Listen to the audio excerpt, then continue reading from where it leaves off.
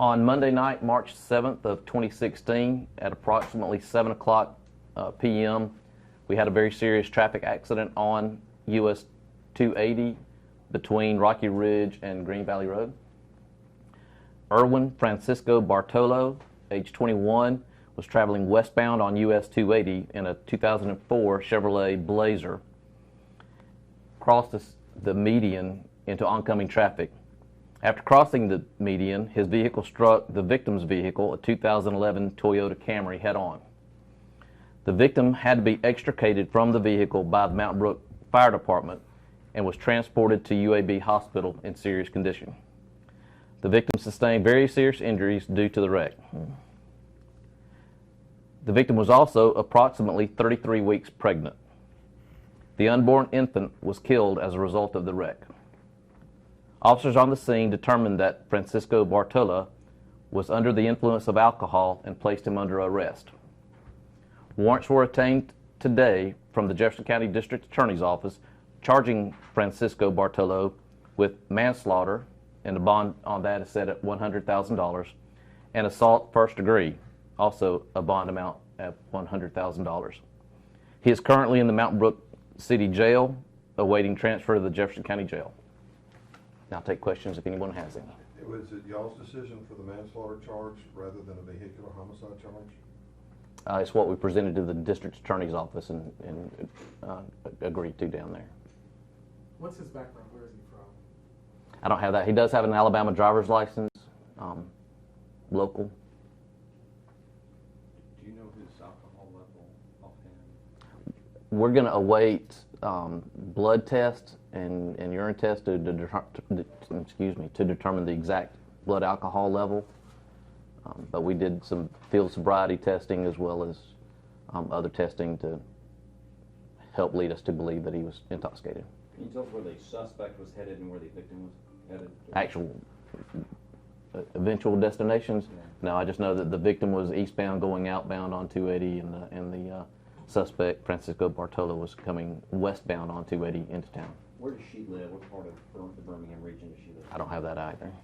And I live pretty close to where the crash site was. I was stuck in it forever. It seemed to go about 4 hours. Was that normal for a crash? Or what did you guys really do, the investigators? What was really happening during all of that?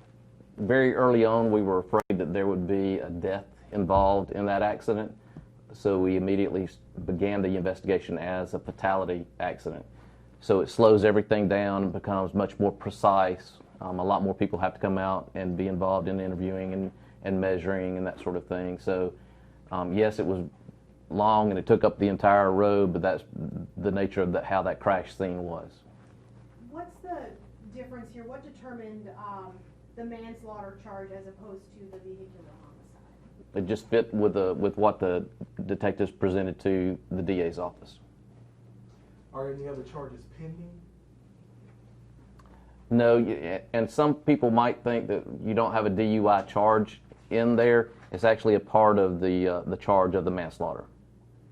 It's part of the basis of the charge for manslaughter. Does it affect the sentences and It could. What kind of remorse did Mr. Bartolo express to you guys? I don't have anything on that. Sorry. Okay.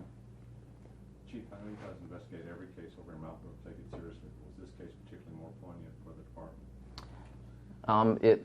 Yes, it was, and naturally, when you have the loss of life, particularly an unborn child, then yeah, it was pretty serious and pretty effective or it affected all the personnel very much. You were able to relate this information to the Horton family where they relieved, I guess, official charges involved in this. I take it they knew you had the man, but Our investigators have been in contact with them. Do you recall a wreck in Mountain Brook where an unborn child was killed, or if so, how long has it been? Do you know? The first one I've been aware of. And the mother's name is Tiffany Horton, is that right? I think that's been released or been reported by several media outlets. We haven't released it, but yes. Okay.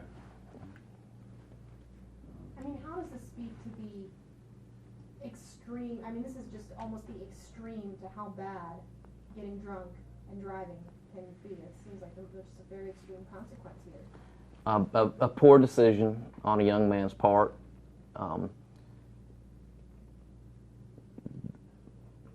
And it doesn't matter the level of intoxication or impairment. Obviously it impaired his driving some. There might have been some other factors that we're still looking into, as far as a distraction, possible distraction within his vehicle, but that's further along in the investigation. But yeah, just it starts with a poor decision of drinking and driving. I know you don't know the BAC firsthand, but was it significantly over the legal limit? We're not really ready to talk about the actual level until we get those blood results or urine results back and really have a very firm number. Any DUI crash is a horrible thing. It's especially tragic with the fetus dying. But is there anything that sticks out to you guys from this crash, whether it be the first one with the fake fetus dying? Is there anything unique about this, or was this just like any other fatal crash, any other head-on collision? It's not just like any other. Anytime there's a loss of life, like I said, anytime there's loss of life of a child, or in this case an unborn child, it affects all of us that have children.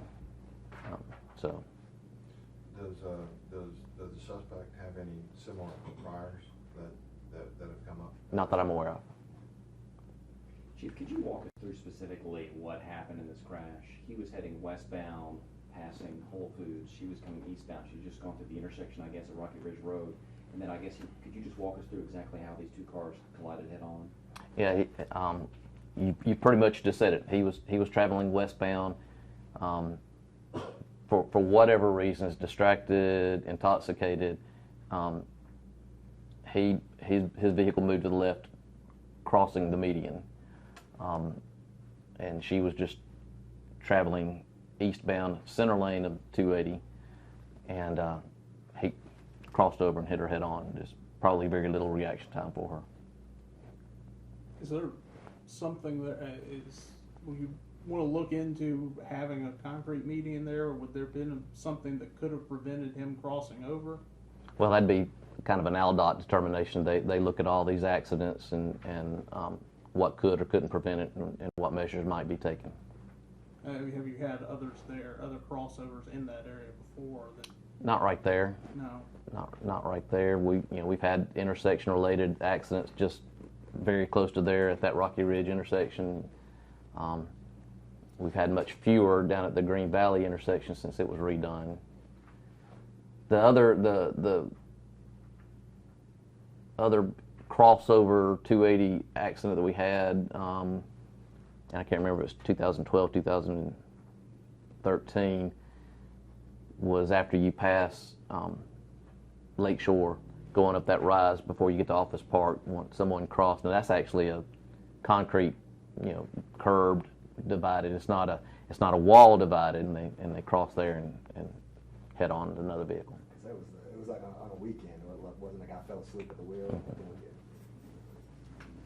I mean, it seemed remarkable even that the mother was able to survive the accident. The family was saying officers had told them, or paramedics had said that it's just a miracle that she was able to survive that crash. Well, I think that everybody that got on the scene knew that her injuries, even before taking into consideration the unborn child, were serious. There were numerous. There's numerous broken bones that she has, starting around the sternum and working all the way down to her feet. So it was evident that it was very serious injuries from the beginning. How fast was the suspect? We don't have that on the estimate yet. That'd be part of the reconstruction. He gave a estimated speed of in the 60, maybe 60+ mile an hour range. And what is the limit there? 55. If I'm not mistaken. I could be mistaken on that, You're right, Benny. it's 55. But I think it's 55. You rarely get above that because it's so congested. Right. Right. Yeah. Is that 35? Yeah.